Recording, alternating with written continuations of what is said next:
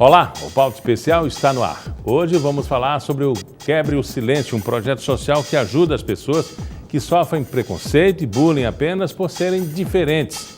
Também vamos falar sobre o ranking e avaliações de desempenho das universidades brasileiras, fator que testa a qualidade dos cursos.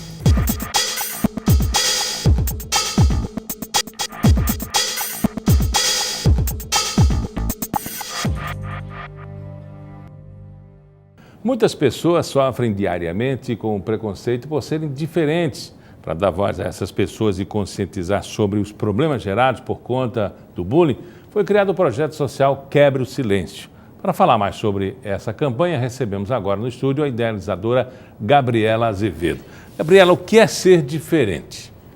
Então, na realidade, o que a gente chama de diferente é que ser diferente realmente é ser normal. Ninguém é igual ao outro, as células não são iguais, as famílias não são iguais, cada um tem a sua peculiaridade.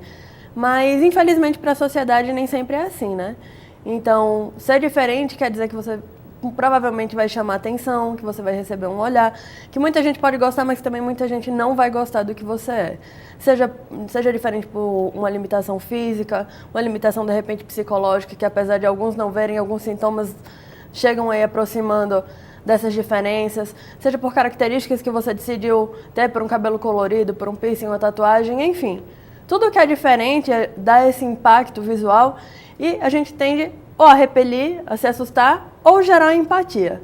Então o projeto realmente é para mostrar essas diferenças e dar voz às pessoas que passaram por dificuldades, por traumas, por situações realmente que marcaram a vida delas. A sociedade vai criando os estereótipos, né? Os carecas, Exatamente. As mulheres bonitas, os nerds. E isso é uma necessidade cultural? Exatamente.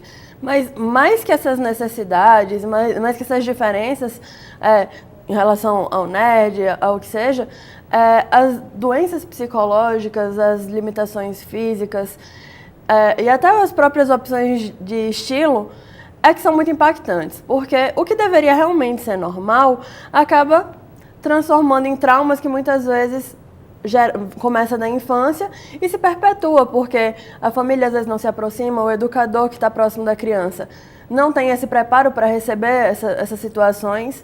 Então, o que acaba muitas vezes o educador sendo um pouco conivente da situação e gera aquela bola de neve.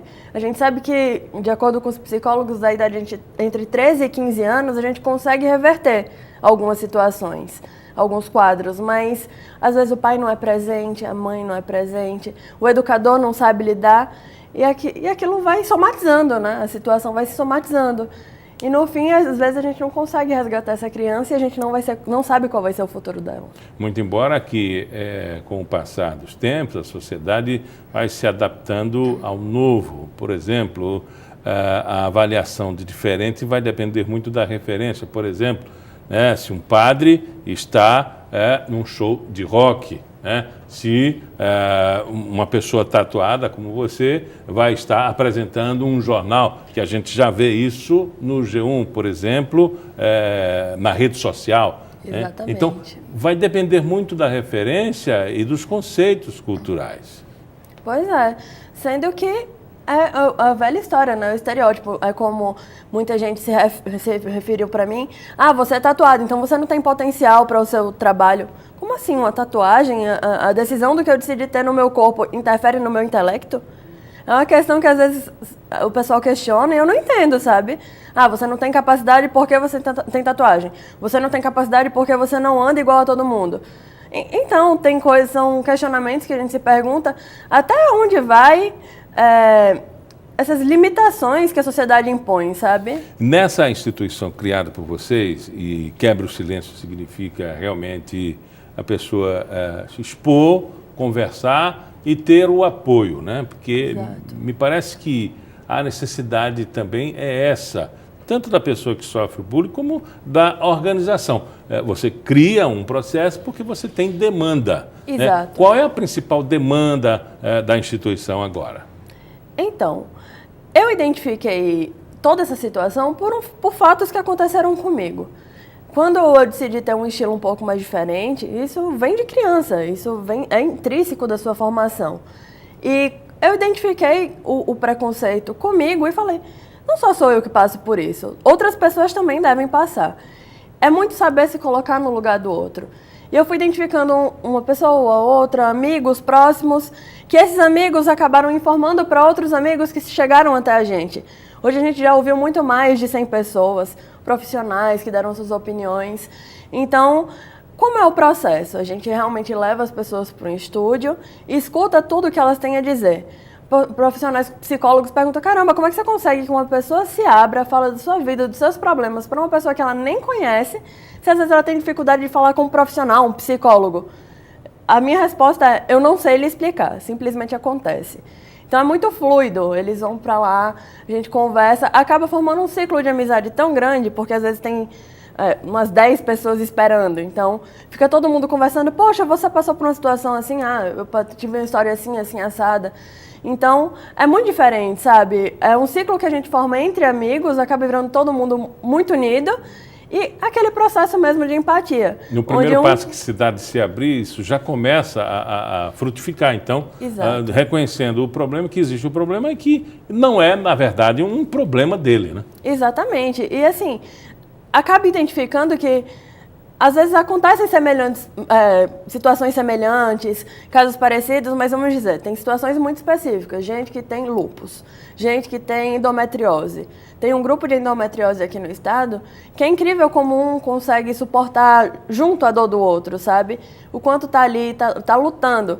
Sendo que as pessoas de fora e até os médicos às vezes não aceitam essas situações, não dão o diagnóstico certo por medo, não sei. Enfim, sabe? São vários grupos, gente com autismo, gente com síndrome de Down. Então, o que a gente tem feito é juntar todos esses grupos e tornar um só, sabe? É ouvir todo mundo, todas as diferenças e o que cada um tem a dizer. Então, já é o segundo passo, né?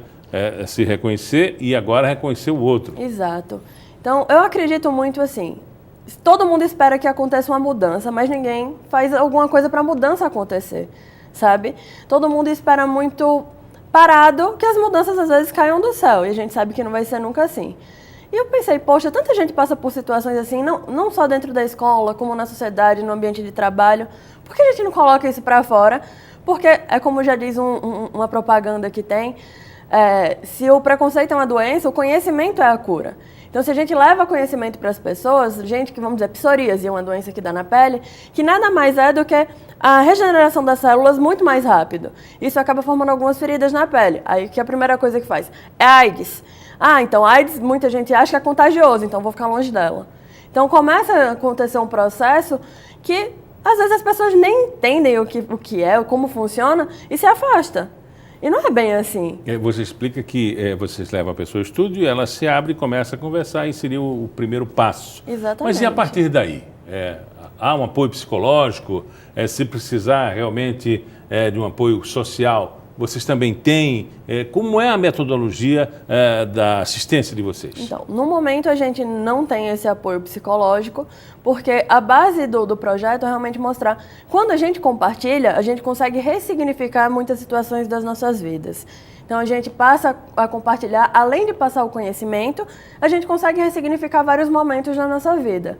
Psicologicamente isso é comprovado, e a gente trouxe alguns psicólogos, alguns pedagogos para junto do projeto, então a gente conseguiu também dar um pouco do suporte, mas não necessário quanto a gente quer. A gente tem o projeto de criar uma casa da inclusão, que a gente chama, onde a gente possa acolher essas pessoas e retornar elas para um ambiente social mais estáveis, digamos assim. Então, com apoio psicológico, com apoio de pedagogos. Então, chegou a necessidade, a gente vai arrumar uma solução e achar uma forma de voltá-la para o mercado, voltá-la para o ambiente social da melhor forma. Não adianta a gente só ouvi-las às vezes. Claro que tem um significado muito importante, mas a gente quer ir muito além disso. Sendo que para isso a gente também precisa de ajuda, e a gente sabe que o voluntariado não é coisa sempre delicada. As pessoas realmente acabaram se tornando muito ocupadas e às vezes esquecem de olhar um pouquinho para o outro.